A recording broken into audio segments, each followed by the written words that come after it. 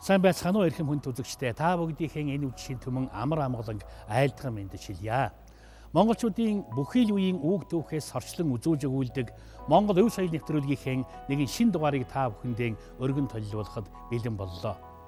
Өнөөдрийн нэвтрүүлгээр бид монголчуудыг дэлхийн бусад улс үндэстэнгүүдээс ялгаруулж байдаг дээл хэмээн нэрийддэг өвөрмөц Монгол өмсгөл зөөсгөл хувцас сэргэлийн тухайд үзүүлж өгүүлэх гэж байна. Баатар Жанжид хаад нэгдээс өгсүүлээд харцуулын хувцастай энэ хөөрхөн жаалуудыг үзэж та бүхэн хардаа. Тэгэхээр аль ч нийгэм цаг үед дээд статусын ялгаа байсаар дэрсэн цагт тэр бүрийн тохирсон хувцас хэрэглэлийг монголчууд өмсөж хэрэглэж асааж зүйж иржээ. Монгол дээл хувцасны нэн эрт үеэс эхлээд өдгөө хүрсэн үг түүхийг бид та бүхэндээ үзүүлэх гэж байна. Манай нэвтрүүлэг та бүдгийн анхаарлыг татна гэдэгт би өчүүхэн сэргийлж байна үзэгчдээ. Алив наашаа сууцгаа Монгол өв соёл нэвтрүүлэгтэйгэн хамтдаа байцгаа.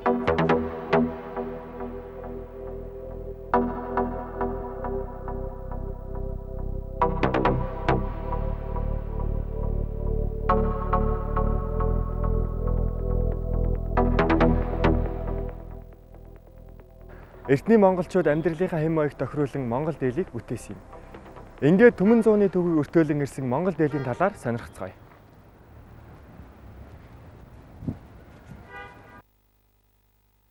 Энэ бол миний төрсөн нутаг Монголын сайхан орон. Хүннүү сүннүгийн үеэс хөгшид өвгдээ нутаг хөх Монголын цагт хүчирхэг болсон орон гэж. Их нацаг дорж миний нутаг шүлэгтээ эгшиглэн дуулсан нь бий. Үнэхээр хүн төрлөختний түүхэнд анхны төр зулсыг байгуулсан хүннүү дээдс маань өөрийн нутаг устай хэл хязгаартай өв соёлтой улс явсны баталгааг Монголын үндэсний түүхийн музейн Монгол хувцсны үзмрээс бэлэхнээ харж болно. Бид бүхэн дээлийн талаар ярилцахаар судлаач профессор мөнх цэцэгтэй олзлаа. За ингээд дээлийн талаар яриагаа эхлүүлцгээе. Энэ нэг эсгийн хэвнэг гэж одоо судлаач доктор Эрдэнэт нэрлсэн байгаа. Энэ дээл Кедан үеийн үед бол хамаарагдана. За энэ манай Монгол улсын Баян хонгор аймгийн Баян цагаан сумын Дугуй захир гэдэг газрын хадны орчуулгаас олдсон. Анх одоо нутгийн хүмүүсийн мэдээлснээр манай түүх археологийн одоо судлаачд очиж олж илрүүлж энийг одоо судалгааны эргэлтэнд оруулсан юм дээл байгаа.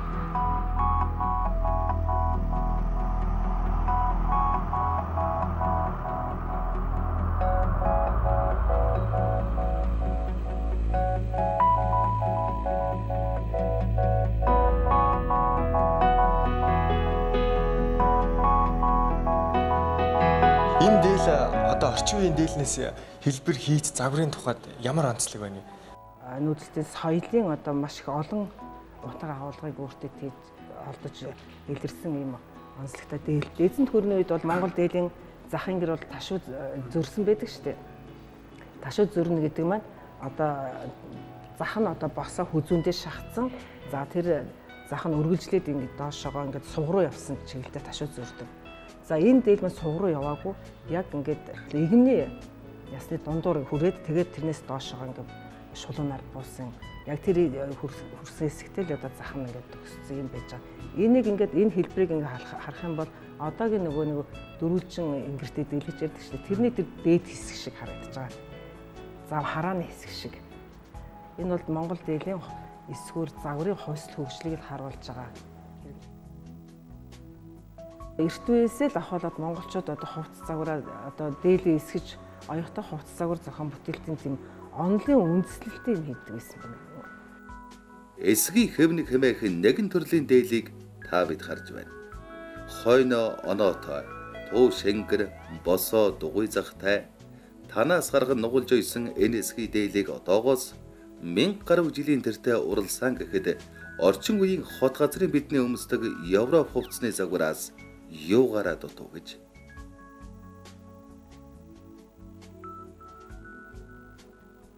Одоо энэ дэр бол ингээл ангаа ихтэй шууд энэ тал нь ингээд төсөөд ингээд оёдл гаргаад хийцэн байгаа юм шууд энэгүүрээ гараа гаргангуудаа ингээд харуулах шууд зориулттэйгээр энэ зурган дээрээс шууд харагдчихжээ тий. Энэ бол одоо шуу харуулж байгаа ч юм уу тэгж ангийн сэдвтэй зураг учраас чи шууд ан гэл ан ихтэй л энэгээр гаргадаг юм шиг л ойлгоод бас болохгүй байхгүй.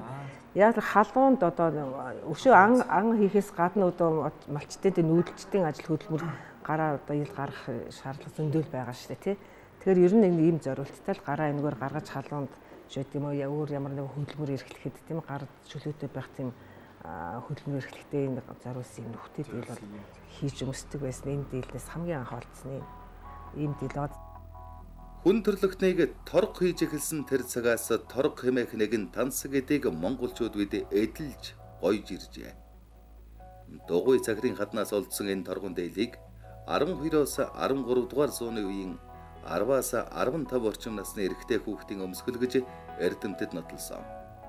Торгон дээл нь цэцэг навчинхээтэй шар торгоор өнгөлж нэмгэн улаан давуугаар доторлон ноолуур хавчуулж ойсон урт хормойтой сэрвэн цагийн дээл. Эрдэнэ олдвороос олдсон дээлийг судлан шинжилж дахин урлан бүтээсэн нь тунч гайхалтай. Тэгэхээр бидний өндөр өвөг хүннөө, сүннөө, сямби, төрөг, уйгуур, жужаан гөрний үеэс эхлээд Монгол хувцсны маань өнөөгийн үүр хөврөл, үүг түүх бүрэлдэн цогцож цаашдын хөгжлийн чиг хандлага олж эхэлсэн байх нь. Тэгвэл монголчууд ертөнц техникийг хичээсэн 13-14 дугаар зууны үед Монгол хувцас маань хөгжлийнхэн тодорхой үе шатанд хүрээ зогсоогүй. За магадгүй дэлхийн дахны хувцсны нөлөөлөх хүч тэр цаг үеийн эхэлсэн гэж хэлж болох талтай. Чингис хааны байгуулсан их Монголын эзэнт гүрэн Номхон далайн эргээс Хар тэнгис, Дунай мөрний сав газар, Енисей мөрний сав газар гэдэг дэлхийн талыг хамарсан өргөн уудам газар нутагт сууршиж байсан юм.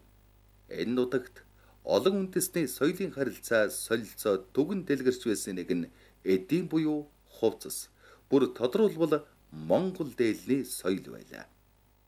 Энэ нь бол Хинтээ аймгийн Дэлгэр хаан сумын дутагдах Бухын хашуунаас алдсан. Үндсэндээ бол 3 хил гарсан энэ хашуулгаас 13 дугаар зууны үед өмсөжсэн язгууртын нэгтгэн одоо өдөр тутамдаа өмсөжсэн болов гэж бид нар үзэж байгаа. Яагаад тэгэхээр бид нар энэ торгыг нь шинжилгээнд үзүүлэхэд энэ бол одоо ферс галтад руу хоёр дэндээлний маань эсвэр хийцийн онцлог бол маш өрмөц.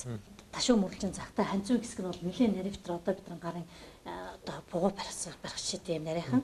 Дээр нь бол ингэр нь бол давхар ингэртэй. Яагаад давхар ингэртэй гэж нэрлэж байгаа юм гэхээр яг энэ дээлний хувьд гэхэд бол энд ингээд гадна ингэр байж дотор ингэр дээл маань явсаар байгаад энд бол бүр сугандаа хүрчиж байгаа юм шүү дээ.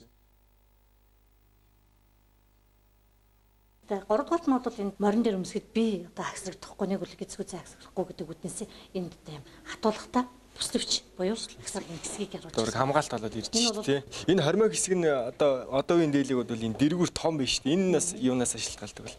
За энэ хормой хэсэг гэхээр бүрээд эхнэрийн дээлний татаахан гэж нэрлэдэг. Одоо эхнэр хүний хэр одоо уран үлтэй гэдгийг нь тэр дээлийн хормойны татаасаар гэж шалгадаг бол энэ бол төтөө 13 дугаар зууны байсан. Үсэлтэй гэдэг нь ингээд харагдаж байгаа.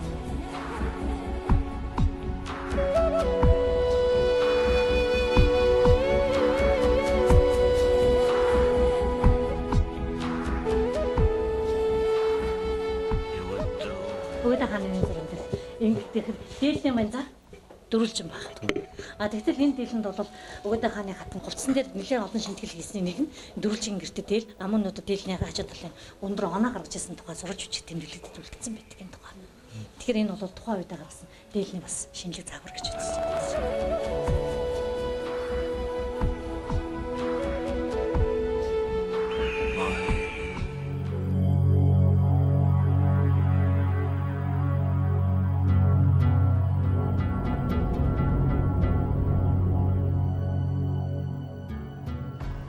Йоанусын сударт Ховлын хааны хатан Чаби гэдэг хатан бол одоо Ховлын хаан ан авд яваад ирээд тийм ээ өнөөдөр их хурц нартай байсан учраас ан аваад сайн харсангүй гэж хэлэхэд тэр оройд нь тэгээ Монгол малгайд одоо ингэ сарвч яваад тэгээд одоо тийм сарвчийг анх зохио дэлгэрүүлж исэн юм одоо мэдээ Йоанусын судар гэдэг зохиолт байдаг.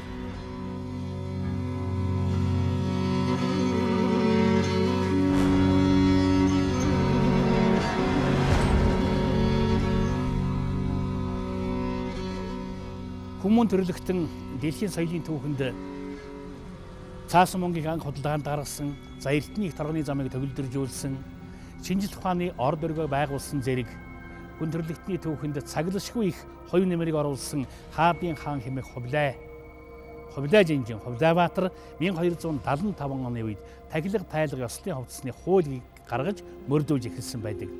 Энэ хууль ёсоор аливаа төр төсний үйл ажиллагаанд оролцох төрийн хүмүүний хувьс хэрэглийг цэргийн ёслолын гэгчлэн дэгжлэн ангилсан байдаг. Эннээс Монгол соёл, Монгол хувцас нэгэн шат, нэгэн мөрний хүчээр сан гэж хэлж болох бүрэн дүүрэн үндэстэй.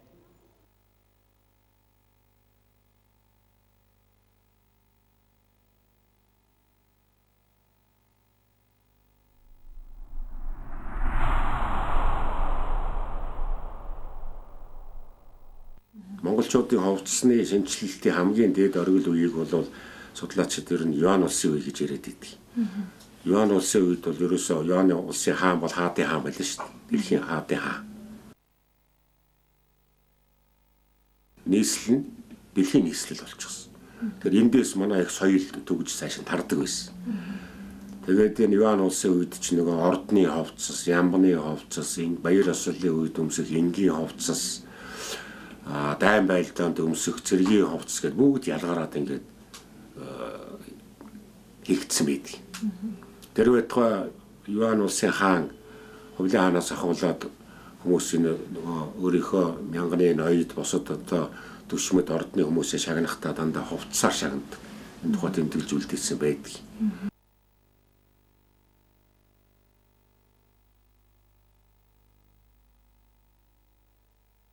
Тэгээд нэг шагнахтаа энэ 12,000 хүнд бараг шагнад өгдөг гэсэн байгаа шүү дээ хувцснаар. Тэгээд тэр сурвалжид тэмдэглэж үлдснээр бол Юан улсын үеийн одоо язгууртнууд нь хаанаасаа дутахгүй хувцалтай хаан язгууртай хоёр нь ялгардаг бай. Тим гоё тансаг хувцас өмсдөг үн цэнтэй хувцас хэрэглэдэг өстэй гайхамшиг нь биширсэн байдаг.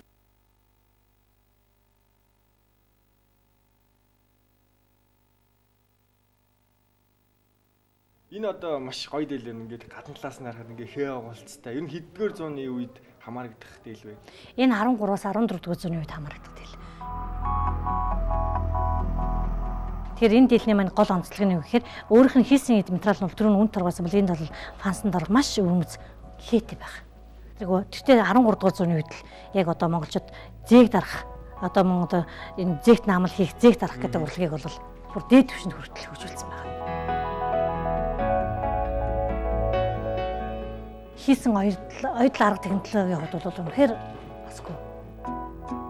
Монголчууд бид хүүхэддээ шин дээл өмсгөхдөө эдэн хэврэг эзэн нь мөнх байж эннээс илүү сайхныг эдэлж яваарай гэж өрөөдгөө.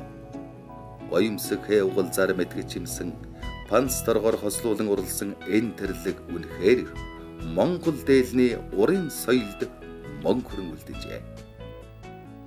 Тэгэхээр дундад зууны үед буюу ил хаад Алтан ордны улсын үед монголчууд газар нутгаанд хэлэх бодлогыг баримталж байсан илэрхий.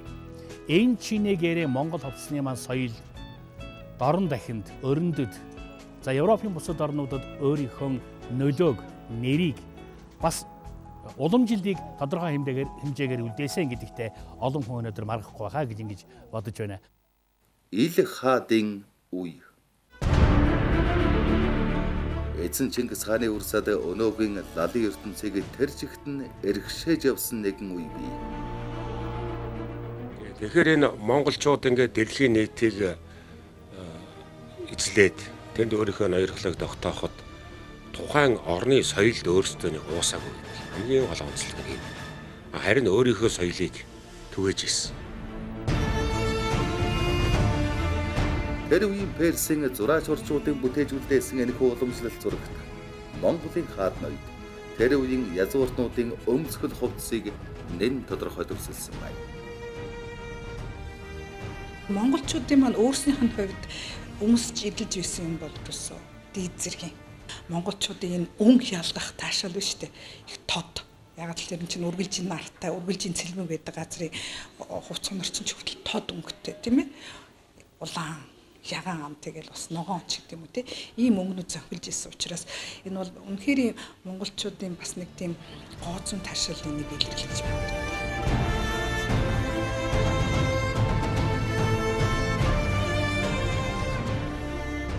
Монголчуудын дээлний соёл Алтан ордны улсаар уламжлаад Оросын хуцлалтанд нөлөөлсөн. Одоо энэ Борис Годунов энэ төргээл одоо Алтан ордны хаанчлалын дараахан тогтсон Оросын хаадууд бол дандаа Монгол удамтай, Монгол гаралтай хаанууд шүү дээ. Тогшин юм атэрч. Тэгэхээр эдний хувцлалт бол ерөөсөө л яг монголчуудаас боломжлоод аваад үлдсэн. Урт төрүүтэй гутал, гоётой он шартай. За тэгээд өмсдөг хаад одоо баяруудын өмсдөг дээл. Үзматана. Мөнх Оросын орон дээд эзэн хаан. Эзэн хаан Мэхийн ёсолж байна.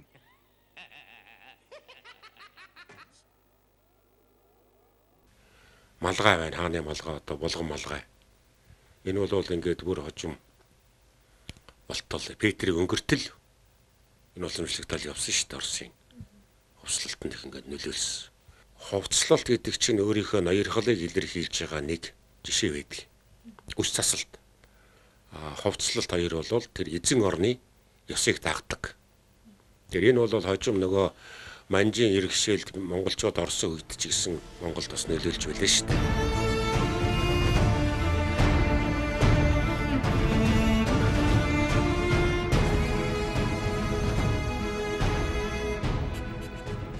Түүнээс уламжлаад наашаага одоо цагаатай улс түүний дараа байгуулсан Төмөрийн хаант улсаар уламжлалаа. Тэр энэтхэгт нэвтэрч эхэлсэн. Энэтхэгт одоо олон зуун жил тогтсон их Монгол улсын одоо энэ хувцлалтын жишээ бол энэтхэгтийг дараад үлдсэн байх жишээ уламжлагтаад.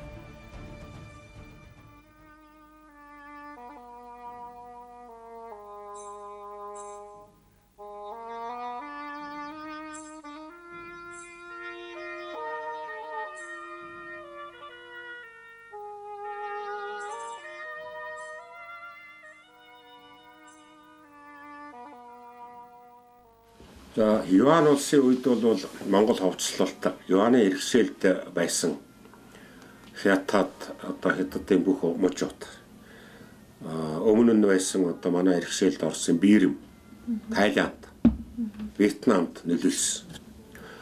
Одоо бас манай зарим хүмүүсийн дунд яриад идэг шүү дээ. Одоогийн босоо захтай нөгөө энэ чинь дээлээ төвд захтай дээл те. Дан дээлээ хятад дээл. Эмэгтэйчүүд өмсдөг шүү дээ дан дээлийг.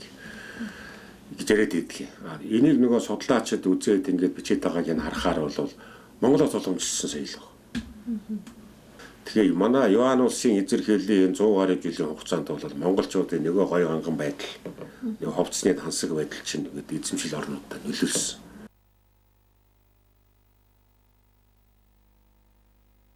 Вены Австрийн энэ үндэсний музейд тэгээ тухайн үеийн Рудольф хааны 4-р Рудольф гэдэг баха. Тэр хааны өмсгөл одоо музейд нь байдаг байхгүй юу. Тэгээ тэрэн дээр яасан гэхлээр нэг сайхан торгон юм өмсгөлтэй. Тэгээд араб бичгтэй. Араб бичгт нь болохоор Абу Саид гэвчихсэн. Нөгөө Илхатын Абу Саид хааны нэр байгаа юм. Тэгээд их гоё тийм тогос, уран тогсын чимэглэлтэй байх жишээ нэ. Энэ бол Европын соёл биш шүү дээ. Энэ бол цаанаас орж ирсэн тийм монголчуудын нөлөөгөөр орж ирсэн юм соёл байх жишээ нэ.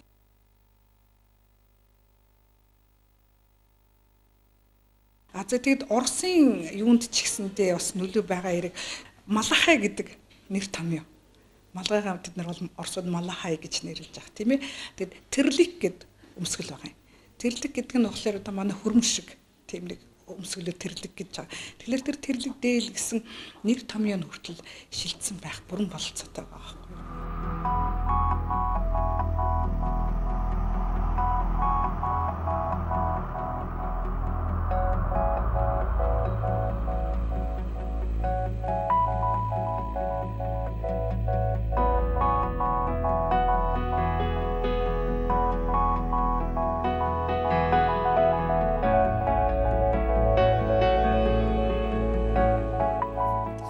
Тэгэхээр монголчуудын хувцас хэрэглэлийн үе үеийн соёлыг өргөн олон түмэнд үзүүлж, таниулж, сурталчилж, магадгүй бодитоор нь үзүүлж байдаг газрууд бол манай урлаг соёлын байгууллагууд.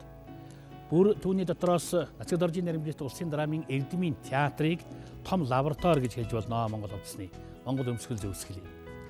Тус театрын тайлснаар тавигдсан одоо тамгагүй төрч гэдэг юм уу, тэнгэрийн хүүч гэдэг юм уу, за магадгүй их Нацаг доржийн учиртай гурван толгой. За тэгээд намдагван их орломаа өөр орчин үеийнхээс наваад үзэх юм бол одоо найрын ширээний уурч гэдэг юм уу, эдгээр жүжигүүд, эдгээр уран бүтээлүүдэд тухайн цаг үед, дундад зууны үед ноомтын үед зааварсгалын эхний жилүүдэд бүр өнөөгийн орчин цагт монголчуудын өмсөж байгаа хувцас зүүсгэлийг жинхэнэ утгаар нь үзүүлж, жүжигчид, уран бүтээлчид хэрэглэж, өргөн олон түмнээ биетээр нь үзүүлж байдаг газар гэж хэлж болно. Тийм учраас театр бол Монгол хувцасны нэгэн том үзмэрийн газар, нэгэн том лаборатори, бас судалгааны газар гэж хэлж болох бүрэн үндэс байна үзэгчтэй.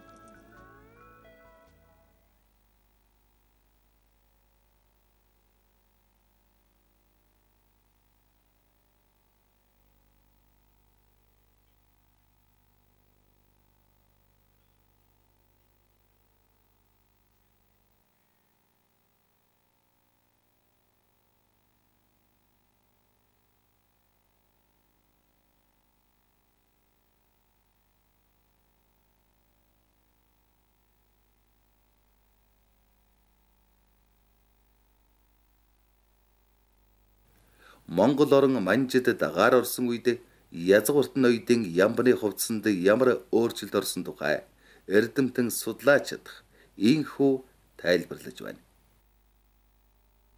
Нэгэнт манжийн төрд монголчууд олсон буюу манжийн төрийн ихшилд дагаар орсон учраас Монгол ноёд, тухайн Монгол ноёд манжийн төрийн хувцас хэрэглэлийг өмсөх болж байгаа. Өөрөөр хэлбэл манжийн төрийн албан тушаалтан болсон гэж хэлж болно. За энэ дагуу бол тухайн албан бичигт бичснээр бол манжийн төрийн хэтэрхий дөрвөн хэрэгэм гэж. За ван дотроо бол хошоо чимон, жумон. Чимон, жумон гэсэн хоёр зэрэгтэй. За бэл, бэс, гүн. За гүн нь бол дотроо улсад туслагч юм улсын түшээг гүн гэсэн. Энэ дөрвөн зэрэг хэрэгэмд бол хэрэгмийн дагуу одоо манжийн төрөөс Монгол ноёдод жил бүр цалин бөнлөв олохын зэрэгцээ. За Монгол ноёдын өмсөх одоо хувцсыг буюу дээлийг одоо бүр нарийн хөөлчилж өгсөн юм түүхтэй байна.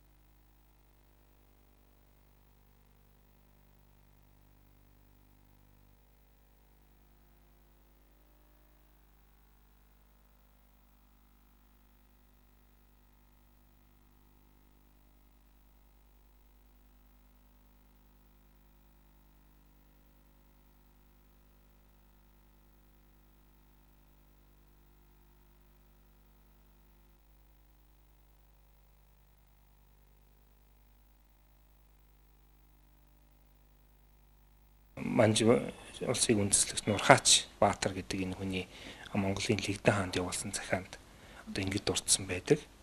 За манай одоо манж Монгол хоёр улс бол дээл хувцас энэ өсний тасалт бол адилхан юм аа. Бидний хэл бол өөрөө гэсэн юм бүр нарийн тодорхой мэдээлэл. Тэгэхээр энэ бол монголчууд манжийн иргэшээлд орохоос өмнөх үеийн мэдээ шүү дээ.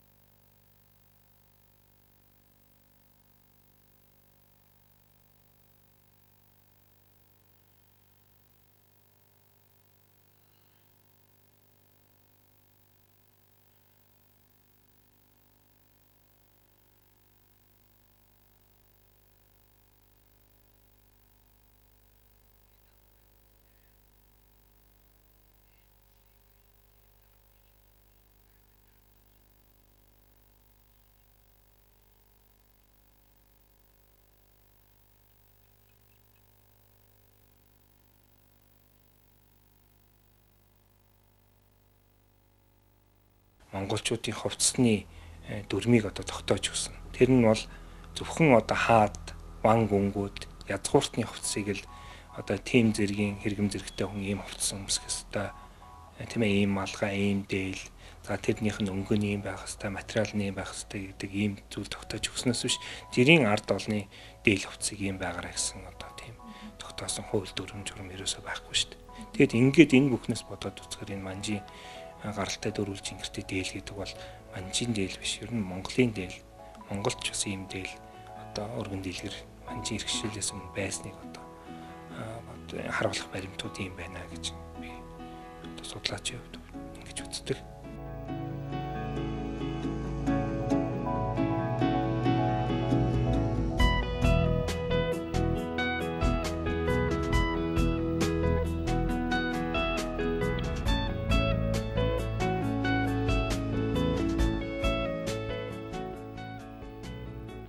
Буумал нудрагтай дээл гэж нэрлэдэг. Энийг ац буумал нудраг гэж нэрлэдэг. Бүр одоо юу торгууд юунууд бол дөрвдөд өөрсдөө нэрлэдэг тийм. Ац буумал гэдэг. Яг тэгэхээр эн чинь ингээд яг гарын хардлыг ингэж харахж өгдөг. Тэгтэл яг энэ үндсэн хэв шинжийн хардлынхныг энэ нудрагны дээр омгийг нь оруулахгүйгээр ингээд дээдлэр ингээд гэрүү тайраад харуул түрүүчийн 13 дугаар зууны үеийн эмэгтэй хүний дээхний үндсэн хэв шинжийг нь бол хадгалсан бичдэг. Тэгэхээр яагаад энэ хэв шинжийг хадгалж байгаа гэхээр энэ баруун Монгол дээлний маань хойд ханцууны хэсгэр агуу уудж юм байдаг. Тэгтэл энд бол одоогийн Дорногов аймгийн Дорногов аймгийн нутгаас олдсон одоо Нартын хатны оршуулгаас олдсон 3 янзын эмэгтэй дээл байдаг. Тэгтэл 3 янзын эмэгтэй дээлэн дээр яг одоо бидний энэ баруун монголчуудын дээлийн үндсэн эсвэр хэв шинж чинь тэн дээр явчихдаг. Тэр тэгтээ 13 дугаар зууны үеийн дээлийн хэв шинжийг баруун монголчуудын хувцсан дээр хадгалагдаад болсон байна гэж хэлж болохоос. Монгол орны олон үндэстэн өөр өөрийн онцлог чимэг бүхий дээл өмсгөл өмсдөгч мөнөөхөд дээл хэмээх нийтлэг эсхүр загварлал хадгалагддаг.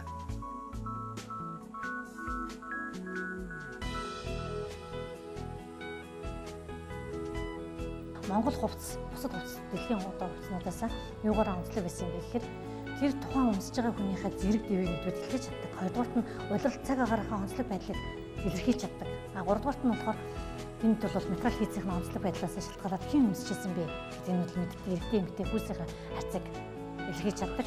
Мөн одоо тэр өмсөж байгаа хүн баян өмсөжсэн байгаа, ядуу өмсөжсэн. Энэ бүгдийг илэрхийлж чадхаасаа гадна энэ хувцас нь бол өөр хэрэглэнээс шалтгаалаад өдөр тутмын гоёлынх гэдэг хэрэглэнээс шалтгаалаад бүгд өөр өмсөж өрөм цанцлах шинжүүдтэй байдаг. Тэгэхээр энэ бүгдийг хамруулаад дээл хувцсын гэдэг бол тухайн үед монголчуудын хувцсны одоогийн бидний ярьдаг стил загвар бол маш өндөр түвшинд хүрсэн байна. Илэрхийлж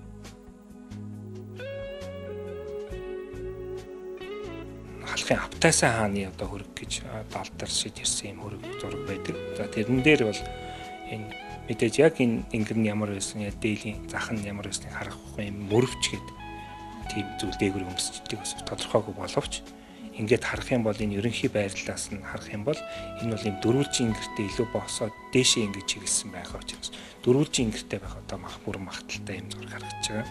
За түүнээс гадна одоо манжийн иргэшээлд ороогүй Монголын зарим одоо энэ угсаатны бүлгүүдийн хувцсаас бас бид харж байна.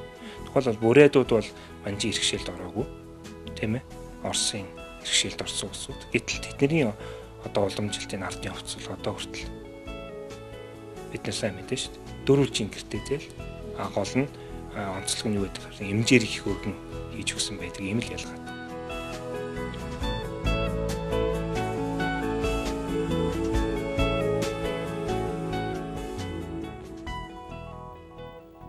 Тавг эцэг тавьж үсээ засдаг ёс бол манжин ёс.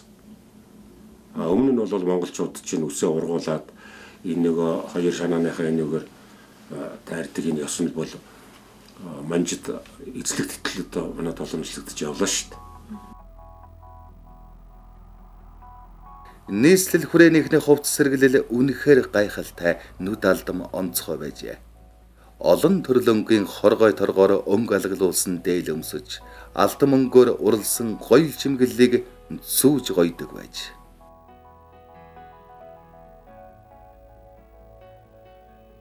Тэгэхээр яг 220 жил үргэлжилж 1911 оны 12 дугаар сард дуусвар болсон Манжчин гүрний одоо ноёрхлын уналтын дараахан Богд хаант Монгол улсын засгийн газраас тусгайлсан зарлиг гаргаж олноо өргөгдсөн Богд хаант Монгол улсаас Ям Бясалын үеийн хувцас хэрэглийг Монгол үндэсний хувцас хэрэглийн хэмжээнд жишгэнд оруулах тухай хууль гаргаж ирсэн байгаа.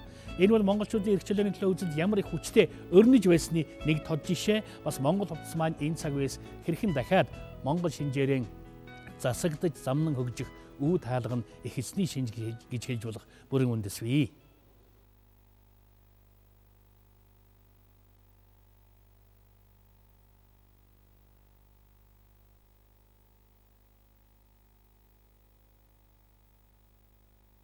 Гама агентлагийн захирал манай нэртэй гэрэл зурагчин цацралт битээр хамтраад энэ хүрээ гоёл гэдэг юм альбом хийсэн. Тэг ягаад тэгэхээр энэ үеийн хүрээнд ирсэн жуулчид, аялагчид, эрдэмтэн судлаачид өөрийнхөө ном бүтээлд монголчуудын хувцаслалтыг өөр багтаж шагшиж бичсэн байдаг байхгүй юу? Солонгын 7 өнгөөр алгалсан ийм хувцас өмсөх юм а монголчууд. Ялангуяа одоо Бээжин хаалганаас нааша хүрээнд ороод ирэхээр 2 тэвс ондоо өнгө ботог харагдах юм аа. Урд зүгээс ирэхэд бол тэнд зөрдөөл нэг зигэл саарл өнгөнөө илж идэг. Байшин барилгатайгаа адилхан хувцлалт юм байна.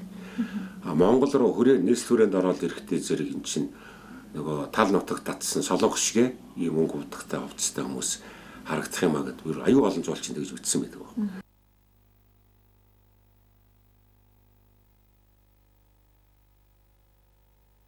Монголчууд 1911 онд одоо манжи иргэшээлийг төлхөн унгаад тусгай тогтнолоо сэргээн тунхагсны дараа Богд хаант Монгол улс бас өөрийн түшмэлийн буюу зэрэг дивийг тогтоож эхэлж байгаа. Төрийн албан агч хувцсыг болоод цэргийн албан агчтай хувцсыг загварыг гаргаж байгаа. Тэнд бол харин манжи үеийн гэж хэлж болохоор одоо тэр пүүс шүү дээ. Тэмдэг тэр энтрийг бол хэрэгжилж байгаа. Тэгвэл тэрийг Монгол уламжлалт одоо хасгэ ч юм уу тийм хэгээр өөрчилж байгаа.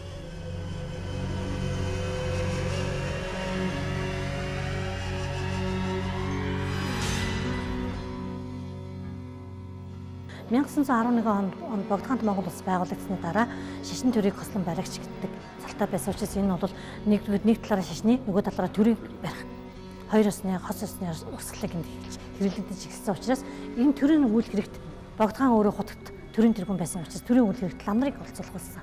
Тэгэхээр энд бол ламрын өмсдөг одоо төрийн яслал хэрэгмийг өргөлвөл төрийн одоо ёс заншлыг төрийн одоо хувцас хэрэглэл шинээр бий болж гарч ирэх хэрэгтэй болсон. Ингээд 1911 онд энэ хувцсыг болгох гарч ирсэн.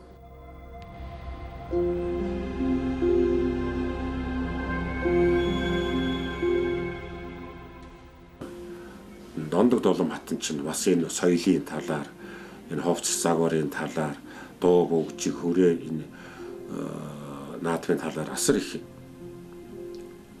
үнэтэй хөв нэмэр монголчууд оруулсан гэдэг шүү дээ. Түүний дүү одоо Дэндив дулам хатан гэдэг байж байна. Дэндив дулам хатан, Дондог дулам хатан хоёр бол энэ 1910-ад оны үеийн Богд хаант Монгол улсын үеийн тэр урлагийн одоо үйл орны том бүтээлийг хийхэд тонцоо нөлөө үзүүлсэн. Олон бүх нийслэлүүрийн урчуудыг цуглуулад Богдын ордны дэргэд том юм одоо хувцас дээр хийдэг гоё бусад зүйлүүдийг хийдэг юм одоо Богдын үйлчлэл гэж байсан хийж ирсэн. Дээр нь одоо хүрээний бүх одоо шилдэг дуучид хүчинчтэй цуглуулад найрал дуу гэнтэр байгуулж ирсэн ч асар том соёл байж байгаа шүү дээ. Тэгэхээр энэ хаттуудаар дамжуулж ер нь хувцсныхын дэг жаяг хийц тэгээд өмсөх ёс ямбан бол тогтож ирсэн. Хүрээ гангачуул хэмээх нэгэн үг бий. Монголчуудад суурин амьдрал шилжих явц эхэлж байсан тэр үедээ хүрээний ганган хүүхнүүд харчуул Монгол дээлийг улам нарийн хийцтэй хээнцэр торго дурдангаар оюулж өдөр тутам өмсөх болсноор ийм үг гарсан ч байж магадгүй юм. Яасан гоё юм энийг юу гэдгийг нэрийг хэлж мэдэх үү? Шүр сум. Энийг юу гэдгийг нэх үү? Усны гэр тийм ээ? Тийм ээ. Нэгэн цагт халуун талж хүүтэнд хөрхөөс хамгаалж байгалийн элдв догшин ширүүн үзэгдлээс амнасаа хамгаалах зорилгоор бүтээгдсэн Монгол дээл хувцас маань түүхэн урт удаан хөгжлийн явцад бол өөрийн төгс төгөлдөр шинжээ хэдийнэ олж илдэ. Гэхдээ альвааг дэгжин чамин хэмцэр болгож чадах ур авьяас нь ундрал байдаг монгол урчууд өдгөөч хэлсэн монгол дээл хувцсны тухайд бол ураан сорих чадвараа хэмжих магадгүй төгс төгөлдөр эрдэм чадлаа гайхуулах талбар хэвээрэн байгаа гэдэг нь ойлгомжтой.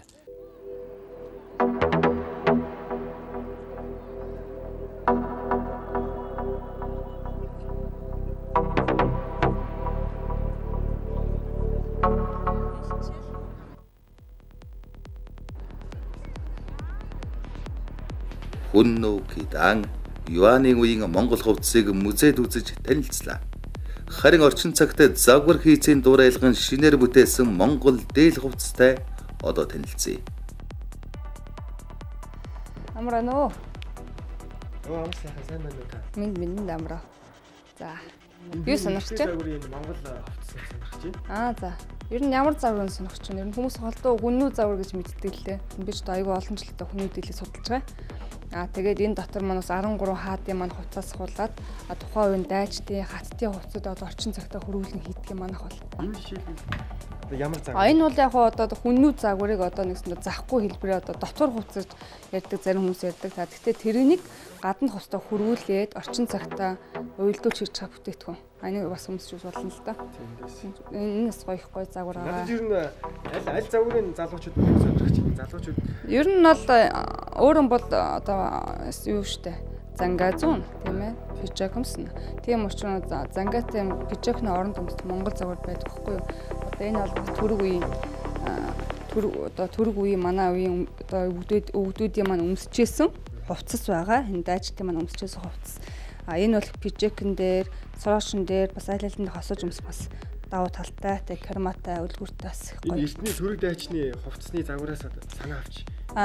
Сэдвүүлж авч хийсэн. Тий. Тэгээ орчин цагтаа хөрвүүлж бас хослуулан хийж байгаа бүтээлүүд байгаа. Өмсч үзгөө. За тийм. За.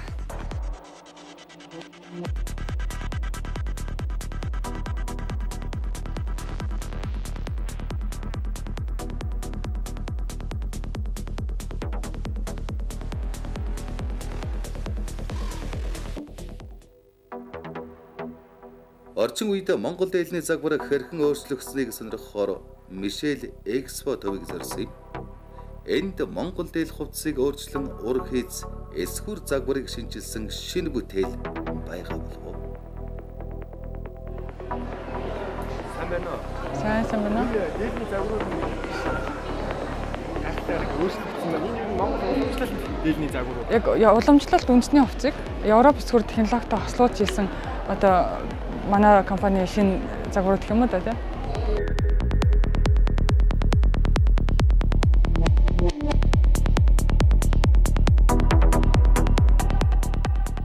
Би өөр нь яавал энийг өдөр тутамд өмсөх боломжтой юм бэ те.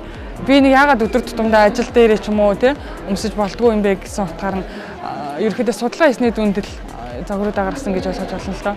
Энийг зөвхөн үндэсний хувцснаас судалгаа хийгээ зогсохгүй те. Одоо ерөөхдөө энэ жилийн тренд гэж ярьдаг загварын чиг хандлага юу вэ? Тэ дэлхийн одоо загварын тэ энэ жилийн зохилох өнгө нь юу юм бэ гэдгийг авч үзчихэж судалгаа хийж загварууд гаргана.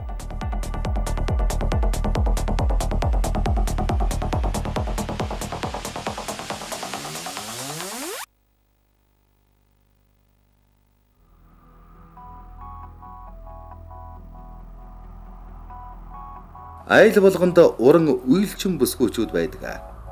Тэд бага наснаасаа эхлэн товч хадаж, шил бэмхэрдэж, торгоны хээ тааруулж хаваас хавж, дээл урлах арга эвдэс суралцаж өсдөг. Үндснийхээ уламжлалт хувцсыг манай ээж их уран байсан. Тэгээд ээжээсээ овулж заалгаж сураад тэгээд ер нь л уламжлалт аргаар нь уламжлалт тийм маягаар ноёхыг хичээдэг. Хүмүүс ч одоо бас тэрийг их эрхмэлдэг болсон байна. Үндснийхээ хувцсыг элдв хэм маяггүй хуучин уламжлалтаар нөмсхийг эрхмэлж байгаа учраас тэр чиглэлээр ч гэсэн оёгдож байгаа.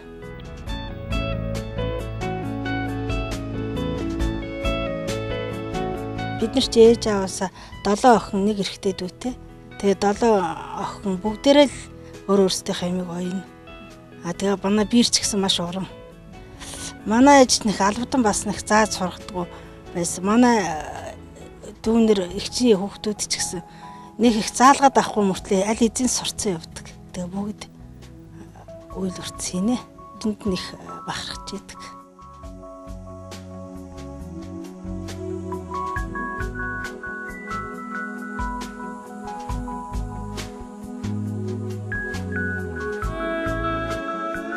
Харин 21-р зууны даяарчлалын эрийн үе.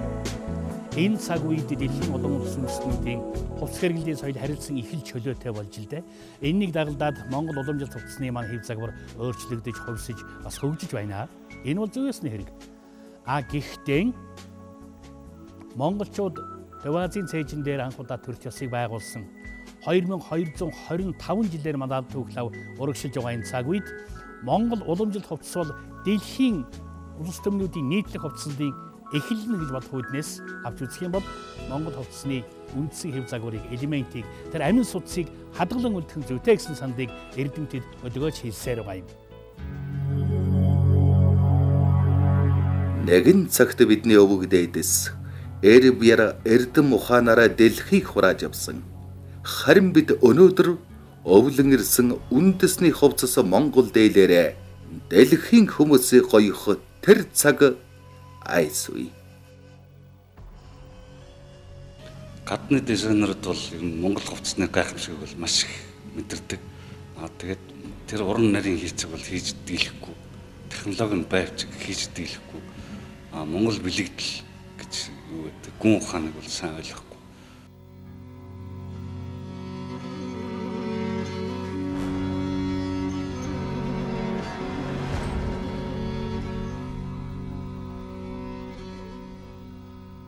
Яг одоо миний хийж байгаа эзэнт гүрний эрдэнэсийн сан гэдэг төсөл маань ер нь бол Монгол хувцсыг дэлхийд гаргахын тулд цэвэр Монгол хувцсыг байгаагаар нь гаргаад бол бүтэхгүй.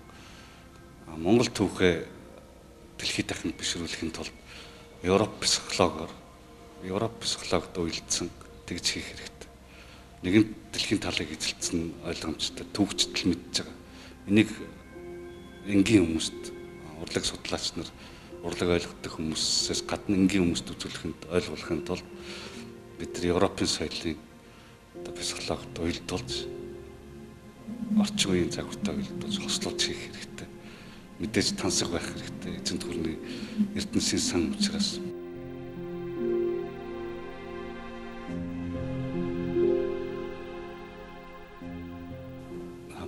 Бусад улс үндэстнүүдийн тэр уламжлалт хувцснаас ялгарх зүйл нь бол одоо Монгол хувцсны бэлэгдэл дээр бол болсон тэр хээний онцлогуд байна.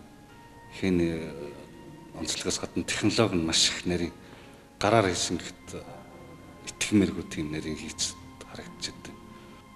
Дэлхийд хаач байхгүй тийм эзэнт гүрнийг байгуулсан учраас одоо бид нар соёлоор тийм гүрнийг байгуулах хэрэгтэй гэсэн тийм зорилготой ажиллаж байгаа.